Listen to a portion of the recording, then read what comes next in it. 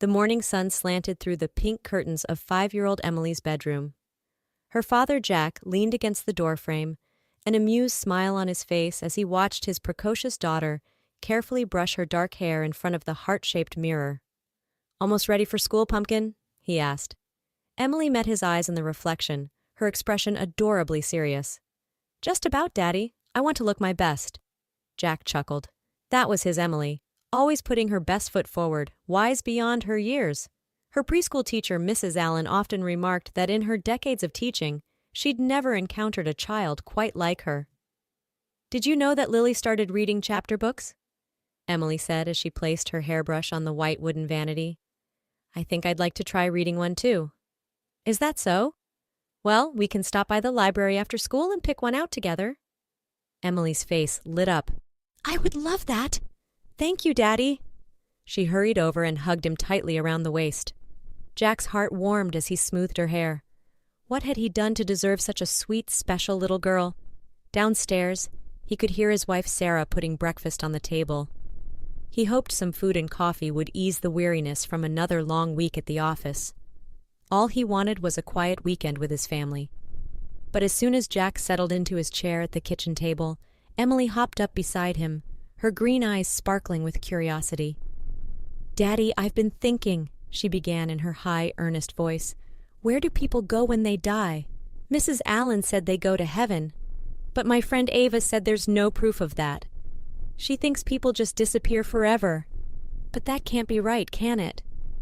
Jack set down his coffee mug and looked to Sarah for support, but she just raised her eyebrows as if to say, "She's your daughter before 8 a.m. He sighed. There went his quiet morning. Somehow, even at the age of 5, Emily always drew him into these deep conversations and debates. Her profound questions never ceased to amaze him. "Well, Pumpkin, I think," he began, choosing his words carefully, as he attempted to explain the nuances of life after death in terms a kindergartner could understand. He caught Sarah looking at Emily with a mix of marvel and concern. Later, as he rinsed the breakfast dishes, Sarah came up beside him and lowered her voice. "Don't you think it's a little strange, the way Emily thinks and talks?" she asked. "I mean, what normal 5-year-old contemplates the afterlife?" "She's not a normal 5-year-old, Jack replied with a hint of pride. "She's exceptional." "I know, but sometimes I worry. Is it healthy for her to be so serious all the time? So ahead of her peers?" Jack put an arm around his wife's shoulders. "I think Emily is exactly who she's meant to be. Let's nurture that. She'll be fine." Sarah rested her head against his chest. "I hope you're right." A few minutes later, Emily skipped into the kitchen with her purple backpack. "I'm ready." "All right, Pumpkin, let's get you to school." Jack grabbed his keys, gave Sarah a quick kiss, and headed out to the car with his daughter. As he navigated the morning traffic, his mind wandered to the strange distance he'd sensed from Sarah lately. She seemed on edge, almost scared, and avoided his eyes, as if she were hiding something. It was so unlike her. They'd always been open books with each other, ever since they started dating in college. It stirred up unsettling memories of his parents and their deeply dysfunctional marriage. The fights, the icy silences, the constant tension simmering beneath the surface. In the end, his father's abuse and his mother's unhappiness had torn the family apart. The last thing Jack wanted was to repeat their mistakes. He shook off the uneasy feeling as he pulled up to the Sunshine Daycare Center. Emily was already unbuckling herself, eager to start the day. "Bye, Daddy, love you!" She hopped out and started to skip away. "Wait, Emily!" Jack called. She turned, pigtails swishing. "Yes? Be good today, okay? No more trying to make things fair by pushing other kids around." Emily frowned, looking uncannily like her mother when presented with an unpleasant truth. "But Daddy, it's not fair that Danny hit Ava yesterday. I'm going to give him a piece of my mind." "Whoa there, Punisher," Jack chuckled. "Let Mrs. Allen handle Danny, okay? You're not the playground police." "Fine," Emily sighed. "I'll be good. But if he does it again? Then you tell a teacher. No vigilante justice, little miss. Capiche?" "Capiche," she grumbled. Mrs. Allen, a plump woman with kind eyes, approached them with a smile. "Good morning, Emily, Mr. Spencer. Planning to take on the world again today, are we? Always, Mrs. Allen, Emily replied cheerfully. Then she glanced back at her father. Don't worry, Daddy, I'll be nice, even to Danny. Jack and Mrs. Allen shared an amused, exasperated look as Emily marched determinedly through the colorful doors. She sure is something, Mrs. Allen said. Feisty little girl you've got there. That she is, Jack agreed. But hopefully not too feisty. Let me know if she stirs up any more trouble. Will do. Have a good day, Mr. Spencer. Jack waved goodbye, wondering what his elusive little avenger would get up to today. If one thing was certain with Emily, it was that nothing was ever boring. Give it back! The piercing shriek jolted Mrs. Allen from her reverie. She looked up from the attendance sheet to see Emily grappling with Danny over a blue truck in the middle of the playroom. The little boy's face was red as he tried to wrench the toy from Emily's grasp. Emily! Danny! What's going on here? Mrs. Allen demanded, hurrying over to the feuding children. Danny hit Ava with this truck yesterday, and now he's trying to do it again, Emily said angrily. I'm stopping him. Nuh-uh, Danny protested. I wasn't going to hit her. Ava, tell her. Ava, who had been coloring quietly in the corner, looked up with an anxious expression. I don't want to get involved. Mrs. Allen held up her hands. All right, enough. Emily, we talked about this. It's not your job to police the other children. And Danny, we keep our hands to ourselves, remember? If you can't play nicely with the truck, you won't play with it at all. But Mrs. Allen, Emily began. No buts, the teacher said firmly. She reached for the toy. Now give me the truck. You two need a break from each other. Emily, why don't you go read a book, and Danny? But as she spoke, Danny suddenly lashed out, smacking Emily's hand with the truck in a final effort to gain possession. Emily recoiled with a yelp, inadvertently knocking the truck into her own face. Instantly, blood began to trickle from her nose. Oh my goodness! Emily, are you okay? Mrs. Allen grabbed some tissues and rushed to stem the bleeding, glaring at a now guilty-looking Danny. Daniel Mitchell, that was completely unacceptable. Go sit in the quiet corner and put your head down. We'll be discussing this with your parents later. As Danny slunk away, Mrs. Allen gently examined Emily's nose. The little girl was clearly fighting back tears, her bottom lip trembling. Is it broken? Emily asked in a wobbly voice. Am I going to look ugly now? Oh, sweetie, no, Mrs. Allen soothed. It's not broken, just a little banged up. You could never look ugly. But let's go see the nurse and get you cleaned up, okay? Emily nodded miserably and allowed herself to be led out of the chaotic playroom. Mrs. Allen's heart ached for her. For all her toughness and bravado, Emily was still just a little girl who wanted to be liked and accepted. In the narrow hallway, they nearly collided with an unfamiliar young woman in bright scrubs. Oh, excuse me, the woman said with a startled smile. She had a sweet, pretty face framed by chin-length blonde hair. I don't think we've met. I'm Veronica, the new nurse. I'm Diane Allen, Mrs. Allen replied. Wonderful to have you here, Veronica. I was just bringing Emily to your office, actually. She had a little scuffle and bumped her nose. Veronica crouched down to Emily's level, her blue eyes warm with concern. Oh, no. Well, let's get you fixed up, okay, honey? I've got Paw Patrol Band-Aids with your name on them. But Emily was staring at Veronica with a strange intensity, her injury momentarily forgotten. I know you, she said slowly. Veronica blinked. You do? I'm sorry, sweetie, I don't think we've met before. Yes, we have, Emily insisted. My daddy has your picture. Mrs. Allen and Veronica exchanged a confused look. Emily, I really don't think, Mrs. Allen began, but Emily cut her off. In his wallet. He looks at it when he thinks I'm not paying attention, but it's you. I'm sure of it. An uncomfortable silence descended. Mrs. Allen cleared her throat awkwardly. I'm sure there's some misunderstanding, she said with a forced laugh. Now let's get you to the nurse's office and put some ice on that nose, Emily allowed herself to be ushered away, but she kept glancing back at an unsettled-looking Veronica until they rounded the corner. Mrs. Allen felt a strange unease as she replayed the odd interaction in her mind. What could Emily possibly have meant? Surely it was just the wild imagination of a child. But then why had she seemed so certain? Putting the thought aside, Mrs. Allen focused on getting her wounded little warrior patched up and back to rights. There would be time to unravel this curious mystery later. Sarah pulled into the Sunshine Daycare Center parking lot, her knuckles white on the steering wheel. An uneasy feeling had plagued her all day, impossible to shake. She spotted Emily waiting on the colorful playground and felt her heart lift. Her little girl always had a way of brightening her mood even on the toughest days. But as she got closer, Sarah noticed a square of gauze taped across Emily's nose. "Hi, sweetie," she called, trying to keep her tone light. "What happened to your nose?" "Danny hit me with a truck," Emily said matter-of-factly. "But I'm okay, the new nurse fixed me up."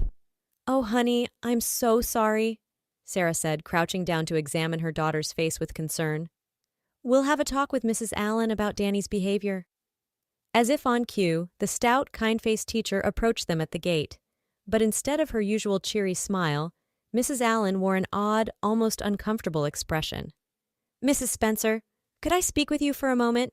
she asked, her eyes darting between Sarah and Emily. A tendril of dread unfurled in Sarah's stomach. "Of course. Emily, why don't you go play on the swings for a minute?" She waited until her daughter was out of earshot before turning to Mrs. Allen with forced calm. "Is everything okay? Besides Emily's injury, I mean." Mrs. Allen hesitated. "Yes, well, Emily said something a bit strange earlier when I was taking her to the nurse. She claimed that her father has a picture of our new nurse, Veronica, in his wallet, that he looks at it when he thinks Emily isn't watching." Sarah stared at her. "What? That's ridiculous. Why would Jack have a picture of the daycare nurse?" "I agree, it's very odd," Mrs. Allen said carefully. "I assumed Emily must be confused or perhaps imagining things, but she was quite insistent." A cold, sinking feeling washed through Sarah, but she schooled her features into a neutral mask. "I'm sure that's all it is. Emily's imagination running wild. You know how fanciful kids can be at this age." Mrs. Allen nodded, but she still looked troubled. "Yes, of course. I just thought you should be aware, in case— Well, I'm sure it's nothing. Forget I mentioned it." Sarah forced a smile. "Already forgotten. Thank you for telling me." She made her way over to the playground on wooden legs, her mind spinning. It had to be a coincidence, a childish misunderstanding. Her husband would never. "Mommy, what's wrong?" Emily asked, looking up at her with those uncanny green eyes that missed nothing. "You look worried." Sarah quickly rearranged her expression. "Nothing's wrong, sweetie. Mommy's just a little tired." She took Emily's hand, desperate suddenly to be away from this place and the troubling seed that had just been planted. "Come on, let's go home." As they walked toward the parking lot, a young woman in bright scrubs exited the building and headed for a blue sedan. The early evening light illuminated her blonde hair and fresh-faced beauty. Sarah's stomach lurched as Emily pointed at her excitedly. "Look, Mommy, that's Veronica, the nurse I was telling you about." Sarah looked, really looked, at the woman who had captivated her daughter's attention. She was young, mid-20s at most, and undeniably pretty. Exactly the type of vivacious blonde that men like Jack always seemed to go for.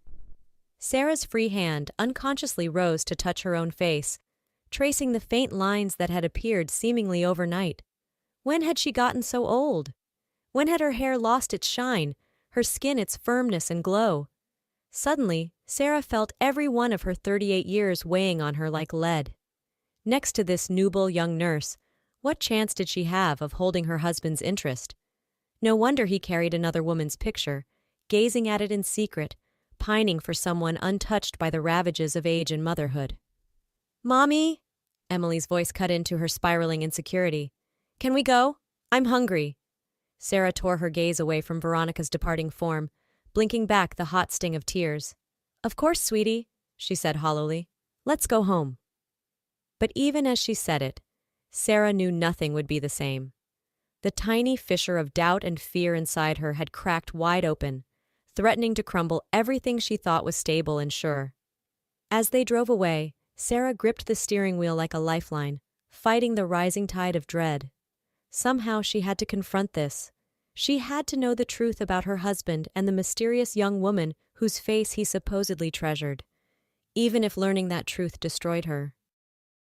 Jack could sense that something was off as soon as he walked through the front door after a long day at the office. The house was too quiet, the atmosphere heavy with an unspoken tension. "Sarah? Emily? I'm home," he called, setting his briefcase down in the foyer. Silence. Then the creak of floorboards as Sarah emerged from the kitchen, her green eyes stormy and rimmed with red. "Hey," Jack said carefully. "Everything okay? Where's Emily?" "At Lily's for a sleepover," Sarah replied, her voice tight. "We need to talk." A sinking feeling settled in Jack's gut. Nothing good ever followed those 4 ominous words. Okay," he said warily. "What's going on? Did something happen?" Sarah crossed her arms, hugging herself as if for protection. "You tell me, Jack. Is there something you want to confess? Something you've been hiding from me?"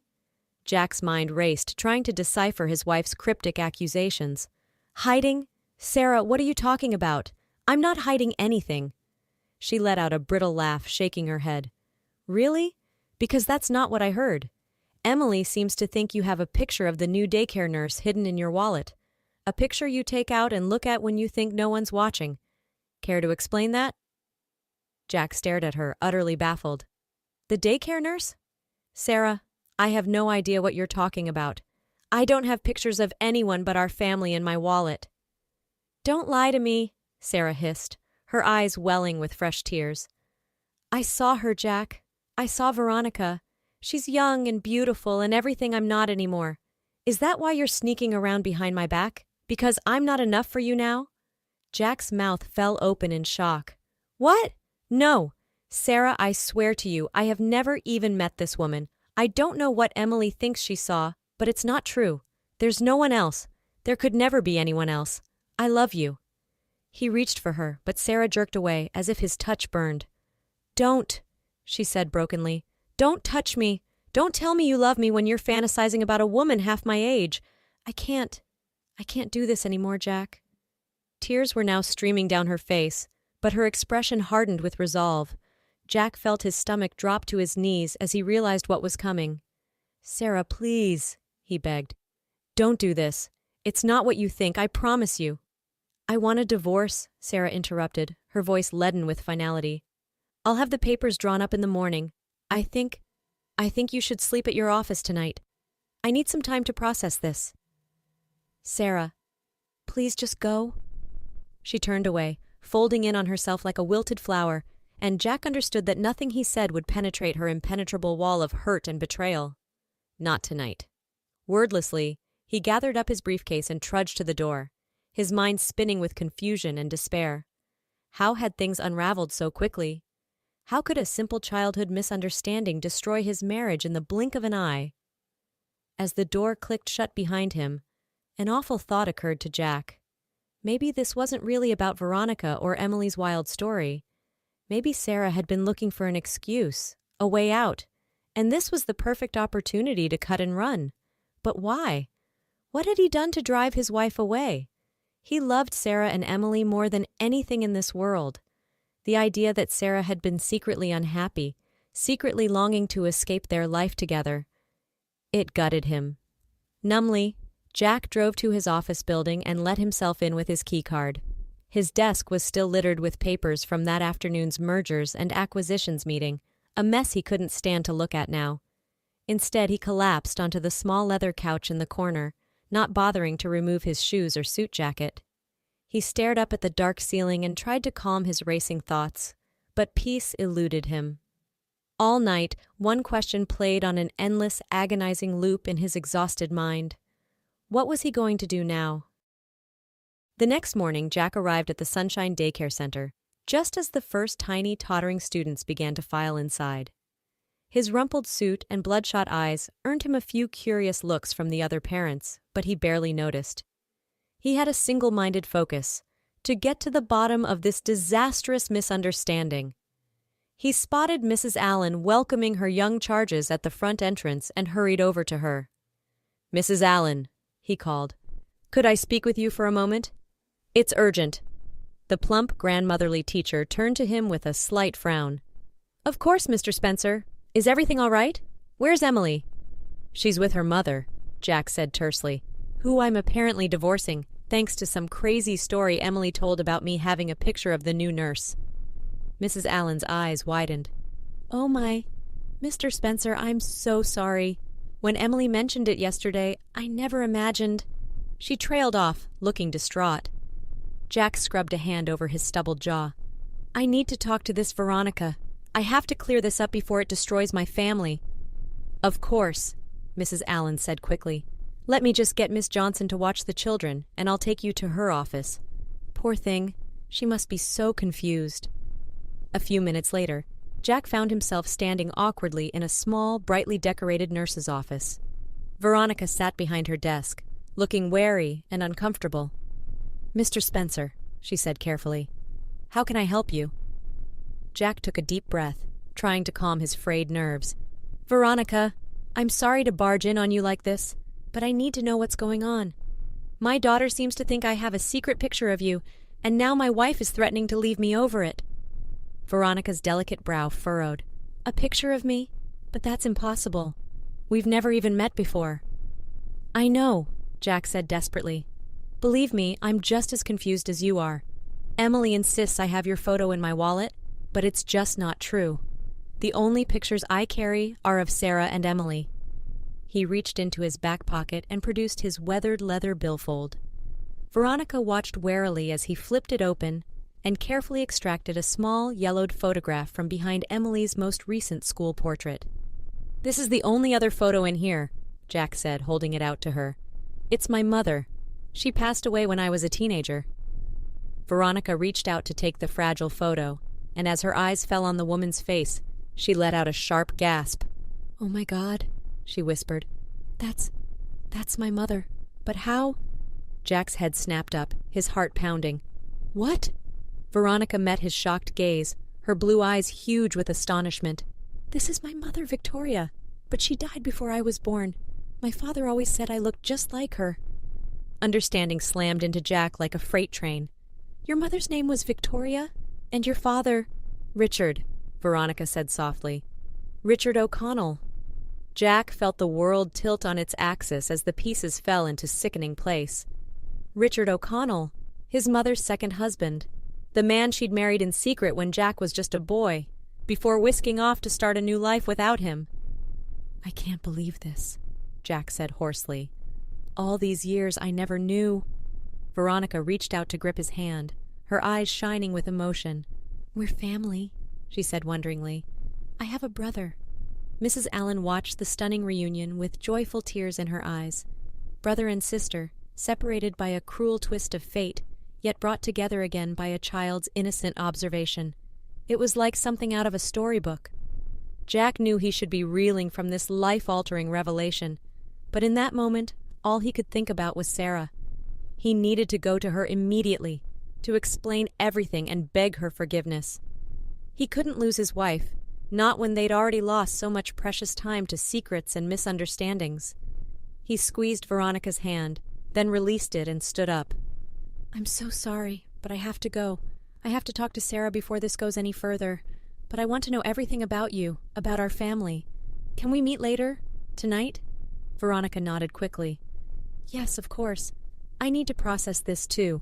We'll talk then. With a parting smile of gratitude to a misty-eyed Mrs. Allen, Jack hurried out of the office as if hellhounds were on his heels. He had to get to Sarah before it was too late. He had already gained one sister. He couldn't bear to lose the other half of his heart in the process. 6 months later, Jack paced the gleaming linoleum floor of Mercy General Hospital's maternity ward, his stomach in knots.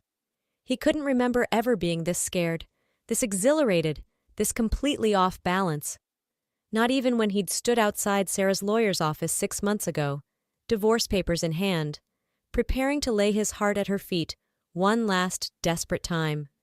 He still marveled at the fact that she had chosen him, chosen their family, even after everything they'd been through. The past 6 months had been a whirlwind of apologies, long overdue conversations, and tearful reconciliations as he and Sarah worked to stitch their tattered marriage back together again. Emily had been over the moon when Daddy moved back home, though she was still adjusting to her new Aunt Veronica's presence in their lives. It boggled Jack's mind that his little girl had accidentally discovered a branch of their family tree that he'd never even known existed. More proof that Emily was one in a million. The past few months had been a journey of rediscovery for him and Veronica as well. Slowly, through late-night conversations over coffee and poring over old photos, they had begun to fill in the blanks of their mother's history and their intertwined roots. It was surreal and wonderful and bittersweet all at once.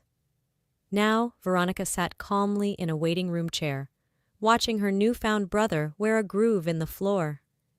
"You're going to pass out if you don't breathe," she observed wryly. "I promise.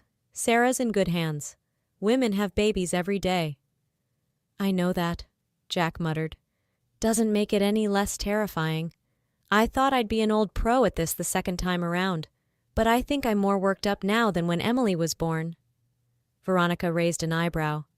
"Probably because now you know exactly what to expect.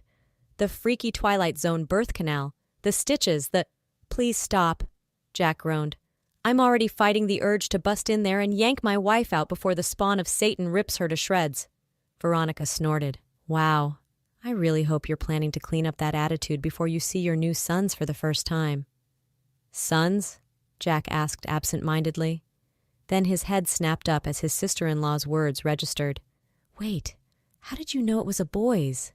Too late, he saw the "oh shit" expression flash across Veronica's face. She bit her lip guiltily. Lucky guess?" "V," Jack warned.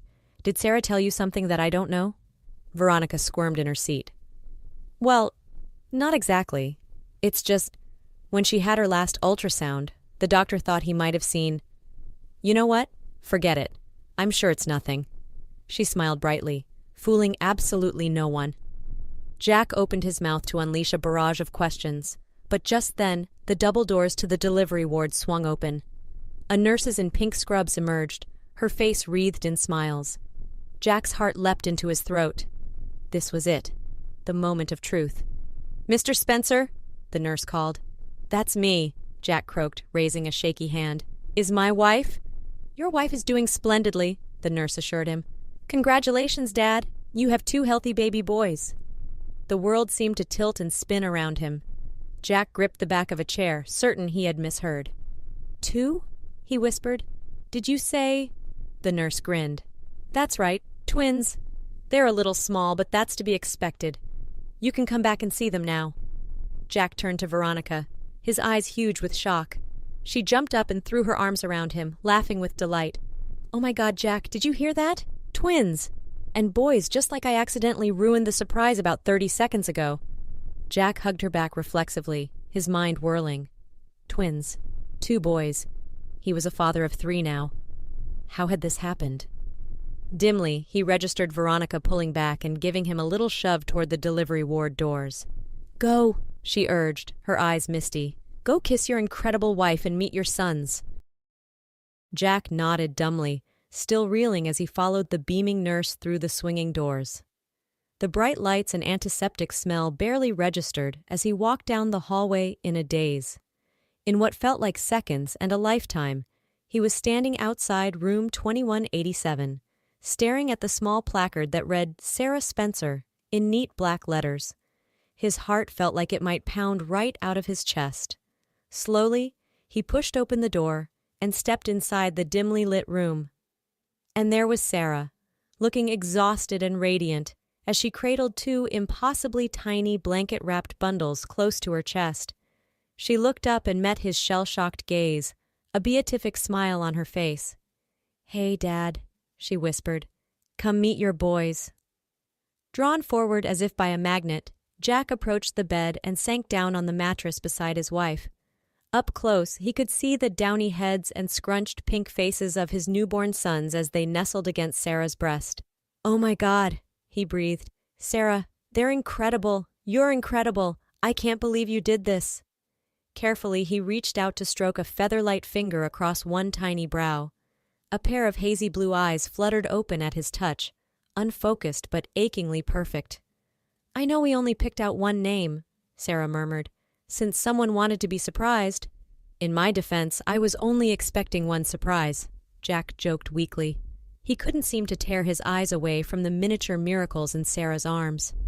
Well, now we need to come up with another one. I was thinking William after your grandpa, and maybe Noah, since he came to us like his biblical namesake, on a wave we never saw coming. William and Noah, Jack whispered in wonder. Those are great names. Perfect names. God, I love you so much. Thank you for this, for not giving up on us. Tears welled in his eyes as he leaned in to kiss Sarah softly. She tasted like sweat and salt and the promise of a new beginning. When they parted, Sarah smiled up at him tremulously. Thank you for fighting for me, for our family. I'm just so sorry Jack cut her off with another gentle kiss. No more sorries, he murmured against her lips. We're done with that now. The past is in the past. Right now, I just want to enjoy the present and the two unbelievable gifts you gave me today. He gazed down in awe at William and Noah, marveling at the way they fit so perfectly in the circle of Sarah's arms.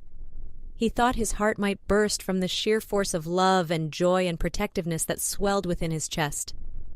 Just then, a soft knock sounded at the door. It opened a crack, and Veronica's beaming face appeared. "Can Auntie V come in and get some baby snuggles?" she stage whispered. "And there's a very excited big sister out here, too." Jack shot Sarah a questioning look, and she nodded, smiling. "Let them in.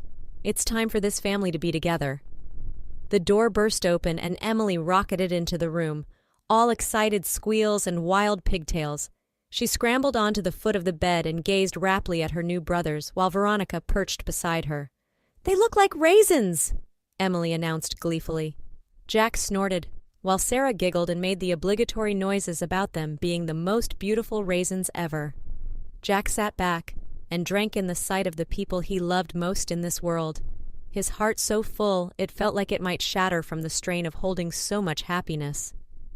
His eyes met Sarah's over their children's heads, and he saw his own incandescent wonder and gratitude reflected back at him.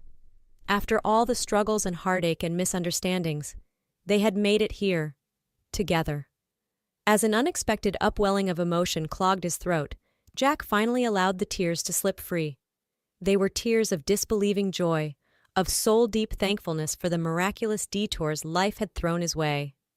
To think, it had all started with one little girl's uncanny observation, a seemingly innocent mistake that had snowballed into the most devastating challenge of his life, only to lead him to the greatest gifts he could have ever imagined.